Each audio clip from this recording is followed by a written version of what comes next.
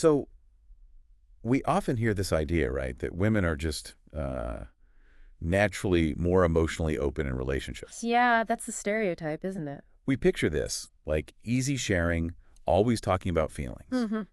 But I think if you've, actually been in a relationship or even just watched them closely, Yeah. you might notice that for a lot of women, that really deep, vulnerable emotional sharing, it can actually be, well, pretty tough, Yeah. a real hurdle. Absolutely. And it's not necessarily that women aren't emotionally aware. I mean, in many ways, society kind of pushes that awareness, right? Being able to talk about feelings, at least on the surface. Right. But there's this huge gap between like knowing you feel something Hmm. and feeling safe enough to actually expose the really vulnerable, kind of messy part of that emotion to someone else. That safety piece. Yeah, that's the key, I think. That's what we're going to try and unlock today. Exactly. So for everyone listening, our mission here is to really get under the hood, understand why this might be the case. What's going on there? Yeah. What are the internal things, the societal pressures, the relationship stuff that can make genuine emotional openness kind of tricky for women? Right. And hopefully by the end, we'll have some real insights, for women who feel this way and also for anyone who wants to better understand and maybe support their partners. Okay, so let's start with that big myth we mentioned. Yeah, let's dismantle it. This idea that women are just, I don't know, inherently wired to be these constantly overflowing fountains of emotion, always wanting to talk things out. Hmm. The emotional processors. Right. And while culturally speaking, women might get more permission, maybe even encouragement, to engage with emotions, get a bigger vocabulary for them, Sure. that just doesn't automatically mean they feel secure enough to show their deepest, most vulnerable stuff. It's kind of like knowing all the lyrics to a song, Okay. but being absolutely terrified to sing it out loud Mm, in front of someone, just in case you, I don't know, hit a wrong note or something. that's a great analogy. Yeah. Women might have this really detailed map of their own emotional landscape, Oh, where? but actually showing those sensitive bits, the unpolished parts, that needs an environment where they feel genuinely safe, Right. protected, Where they trust they won't be judged or dismissed. or even hurt by it. Exactly. And that willingness to be seen, flaws and all, that's vulnerability, That's right? And that's what true emotional openness really needs. So what gets in the way then of that vulnerability? Well, if we look inside first, Mm. internally, there can be some pretty big psychological, emotional roadblocks. Okay, like what? Think about just the basic fear of rejection or judgment. Right, that's huge. A woman might be thinking, okay, if I really share how insecure I feel about my job right now, is my partner going to see me as like less capable? Or if I say how hurt I was by that comment they made,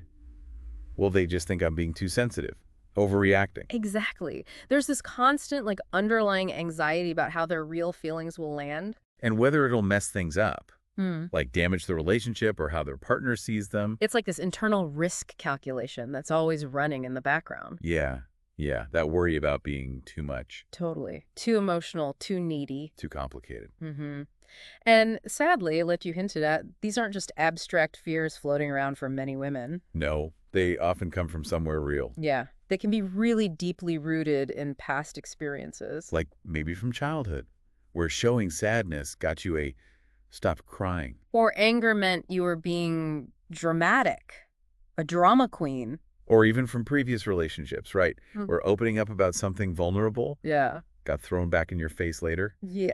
used against you. Oof. Yeah. Yeah. Those past negative hits, they create a really powerful learned response. It's instinctual. It's like that hot stove thing, isn't it? Exactly like the hot stove. You touch it once, you get burned. And even years later. Right. Just the thought of getting near that heat again makes you want to pull back fast. So the same thing emotionally. If a woman put herself out there, was vulnerable, Mm-hmm. and got ridiculed or ignored or just had her feelings totally invalidated. Like maybe she shared feeling overwhelmed and was just told, oh, everyone feels that way, just deal with it. Ugh, yeah.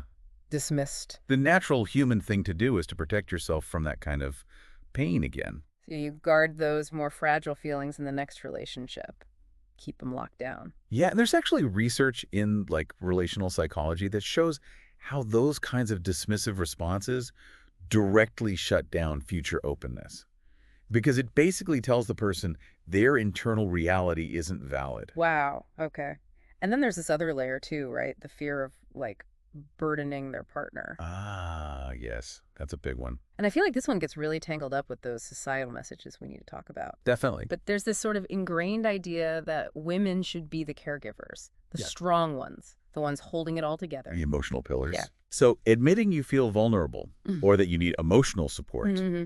it can feel like you're going against the script. Like you're failing somehow. Yeah. Or just becoming too much for your partner to handle. It's like, wait, I'm supposed to be giving the support, not asking for it. That's such a critical point. It really highlights this potential internal conflict How so?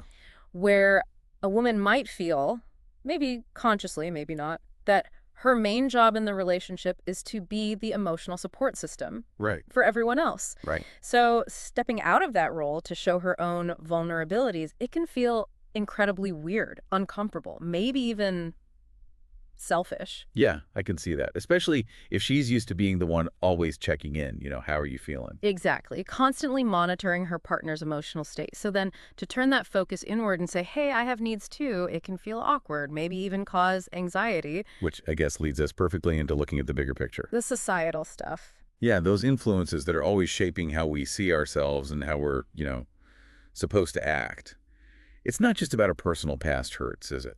Not at all. We're all swimming in this cultural soup of expectations around gender and emotions. So what does that look like? Well, think about it from when girls are really young.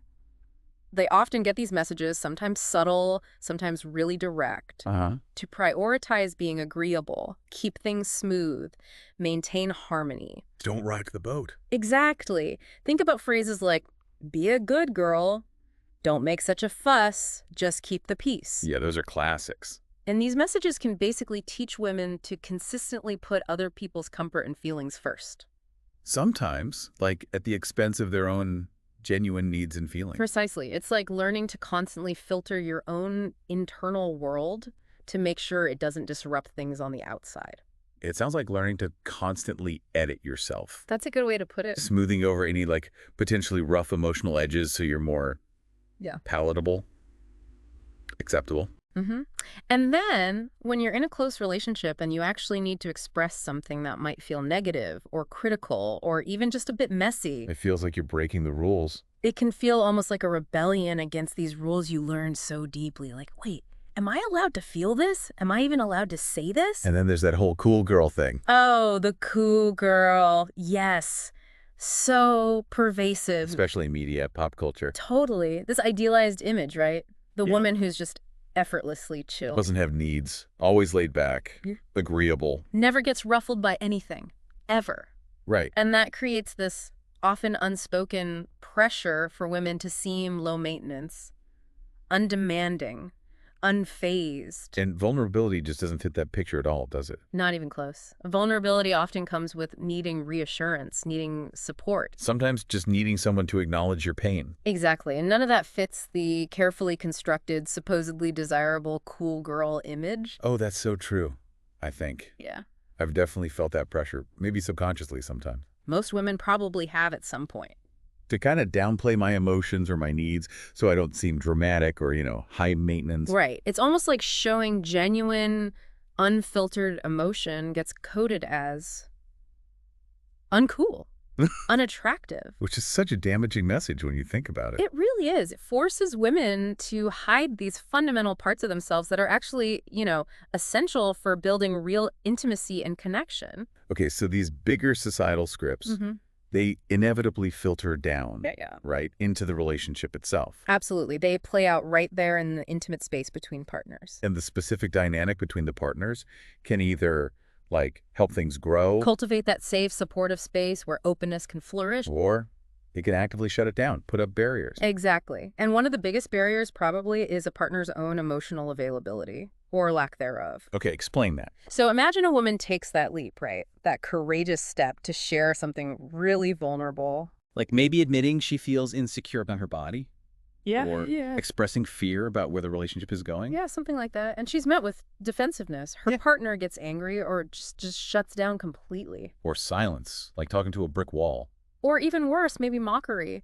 Or just flat out dismissal that invalidates what she just shared. Oh, yeah. That would hurt. It sends this incredibly clear and painful message.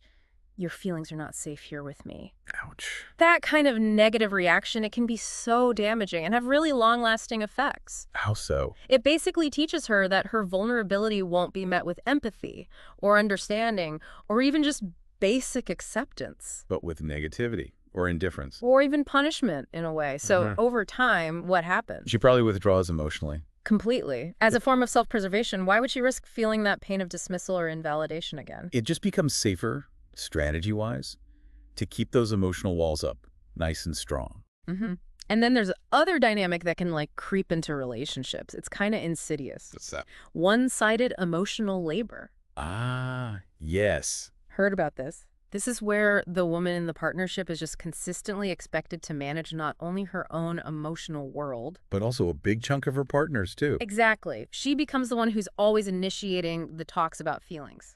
Noticing the subtle mood shifts in her partner, trying to draw them out. Navigating the emotional conflicts, providing the support, basically for both of them. Yeah, I can picture that. She's constantly initiating, constantly checking in on him. While her own emotional needs might just go unnoticed or unaddressed. That sounds exhausting. It is exhausting, and what's really revealing is the imbalance it creates. She becomes the emotional caretaker. The caretaker, the default therapist in the relationship, always tuned into her partner's state, using her energy to manage it. Often, at the expense of her own energy. Or even the expectation that her stuff will get the same care. Precisely. It reinforces that idea that her main role is to give emotional support, not necessarily to freely receive it. It's like she's so busy holding space for everyone else's feelings that there's just no room left for her own to even breathe, let alone be shared vulnerably. You nailed it. No room left. Okay. So, wow, we've got these internal fears from the past, the weight of societal messages, potentially tricky relationship dynamics. Oh, These are some significant hurdles. they really are. So how do we actually start to build more emotional safety? How do we foster genuine openness, both for women struggling with this and just in relationships generally? That's the crucial pivot, isn't it? Where do we go from here? Yeah. Well, creating a consistently judgment-free space has to be number one. Foundational. What does that look like in practice? It means really actively listening when someone shares. Attentively. Not just waiting to talk. Right. Without jumping in immediately to interrupt or offer advice they didn't ask for or try to fix it real quick. Or minimizing it, right? Saying things like, oh, it's not that bad, or you'll get over it. Exactly. Those are killers for safety. Instead, you consciously practice using phrases that validate their experience. Like what? Simple stuff. Really simple stuff can be powerful. Just acknowledgments like, I hear you, or that makes sense why you're feeling that way. Tell me more about that. Yeah, tell me more about what that's like for you. Those things make a huge difference in creating that feeling of safety, of being truly heard. I think that active listening part is so key. And it's often harder than it sounds. It's not just passively waiting. It's being fully present with what they're saying, verbally and non-verbally. Paying attention to tone, body language. Yeah. And showing that you're genuinely trying to understand their viewpoint, even if you don't agree or you haven't felt that way yourself. And another really valuable thing, something more proactive, is to normalize regular emotional check-ins in the relationship. So not just talking feelings when there's a big fight brewing. Exactly. Instead of only doing it in crisis mode, make it a routine. Intentionally check in about your inner worlds.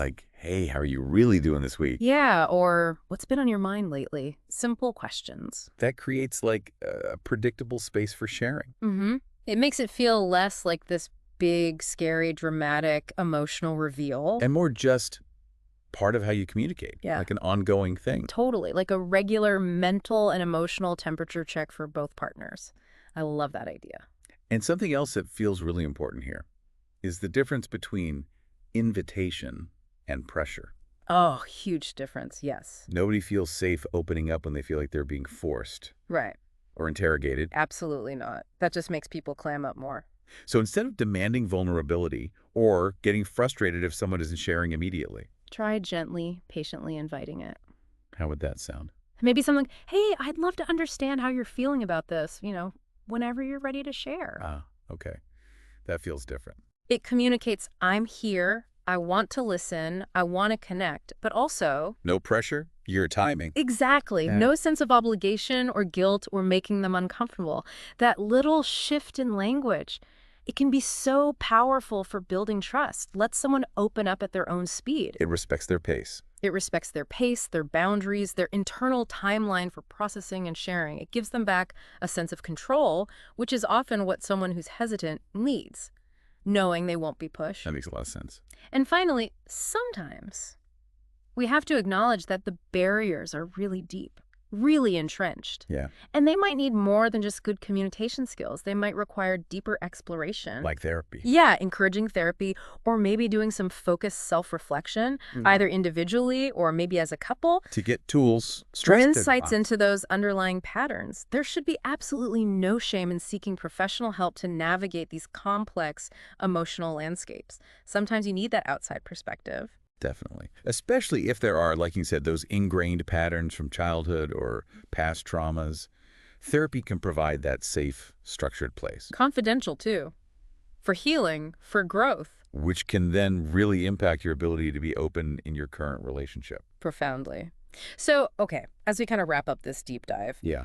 it seems really clear that while that simple myth about women being naturally open might linger. The reality is just way more complex. Yeah. More nuanced. Right. Genuine emotional vulnerability. It's a universal human thing.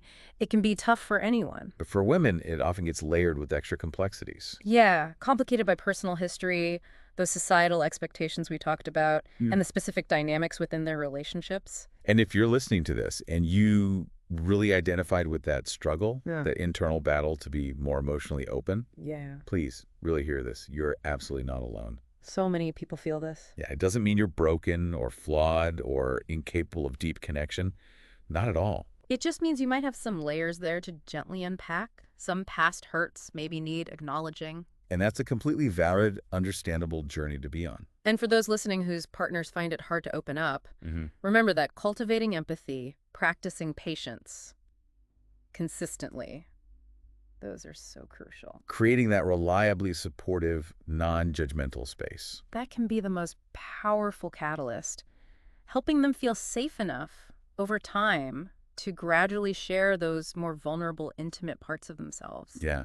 It really all circles back, doesn't it, to just how intricate emotional connection is. And the fact that building trust, fostering real intimacy, it's an ongoing journey, lifelong, really. It's not like a destination you just arrive at and you're done. No, it's a continuous process, mutual learning, trying to understand each other deeply. And consciously choosing to nurture those sometimes delicate emotional bonds. Well said. Well, thanks so much for digging into all of this with us today. We really hope it's given everyone some valuable things to think about.